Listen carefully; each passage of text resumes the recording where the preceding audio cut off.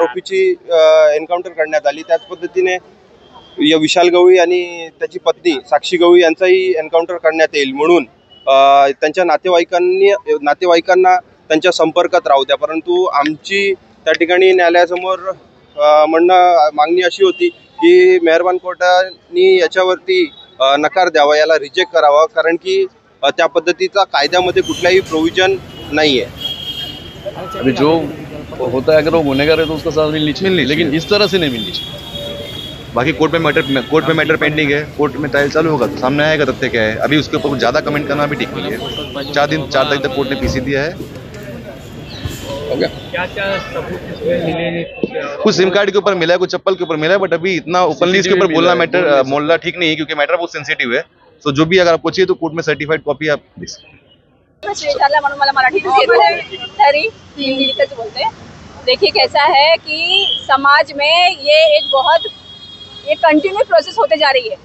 कभी छोटी बच्चियों का छेड़छाड़ हो रहा है, कोई चीज़ रिकॉर्ड हो रही है, कुछ चीज़ नहीं रिकॉर्ड हो रही है। बदलापुर का केस हो गया, अभी इसके बाद ये केस हो गया और ये लोग इतने निगृण हत्या किए, बलात्कार किया है बच्ची के साथ।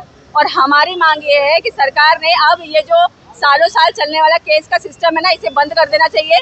बलात्कार जैसे केसों में सरकार को अब फास्ट ट्रैक सिस्टम से न्याय करना चाहिए और सिर्फ न्याय ही नहीं, उसे फांसी होनी चाहिए फास्ट ट्रैक सिस्टम से। 1 महीने जैसे सीएम साहब ने तो दिया है ऑर्डर कि 1 महीने में चार्जशीट दाखिल होनी चाहिए। हमारी न्याय है अगर उससे भी जल्दी हो सके तो हो, क्योंकि एक फैमिली है, उसके माँ बाप हैं, उनको इतने दिनों से ये सब चीज़ों से सहन करना पड़ रहा है। अपना जॉब छोड़ के, अपना काम धंधा छोड़ के वो लोग इसी के पीछे रो धो के उनकी हेल्थ लॉस हो रही है, उनकी फाइनेंशियल लॉस हो रही है।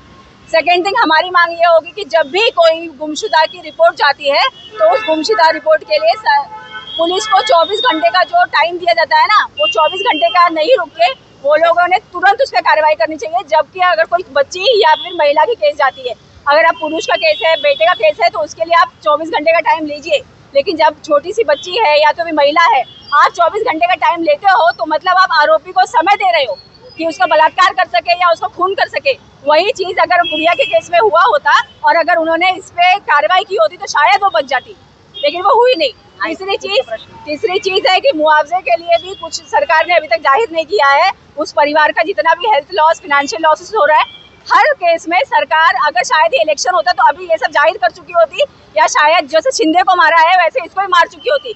जस्ट बिकॉज इलेक्शन नहीं है, ये सब वो लोग उसको आगे केस बढ़ाए जा रहे हैं। न तो कोई मुआवजा दिया है, न तो कोई सजा दी है, न तो कोई अभी तक एनकाउंटर किया हुआ है। क्या मांगे हमारी? यही सब मांगे। मैंने आपको बताया कि सबसे पहले फास्ट ट्रैक में काम होना चाहिए, उसको फांसी दी जानी चाहिए, उसको मुआवजा दिया जाना चाहिए। और जब भी कोई भी गुमशुदा केस जाता है पुलिस के पास, उस पर तुरंत एक्शन लिया जाना चाहिए जब वो केस महिला या बेटी या लड़की का हो। और शक्ति कायदा जो धूल खा के बैठा हुआ है इतने सालों से, वो विधानसभा में पास हो गया है, सेंट्रल में अटका पड़ा है, उस पर कब सुनवाई होगी? सरकार तो अपनी आ चुकी है ना, कौन से दिन का रास्ता देख रहे हैं? ये सब आपको बुलाया गया था या फिर क्या? नहीं, हम यहाँ पे खड़े रहो। नहीं, पेरेंट्स माता पिता जी थे, हम खुद आए थे यहाँ पे कि हमारे बिटिया को न्याय मिलना चाहिए और उसको फांसी होनी चाहिए ऐसे दरिंदे को।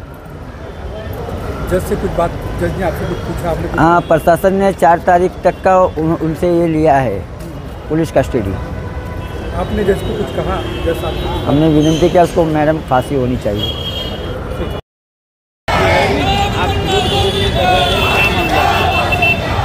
हमारी ये मांग है कि विशाल गवळी जैसे हत्यारे को तुरंत फांसी की सज़ा सुनाई जाए। फास्ट ट्रैक में उस मामले को लेके तुरंत 1 महीने में, 2 महीने में तुरंत इसको ख़त्म किया जाए। और उसके साथ जो भी इस अपराध में शामिल है उनके ऊपर भी सख्त कार्रवाई करके उसे भी कठोर से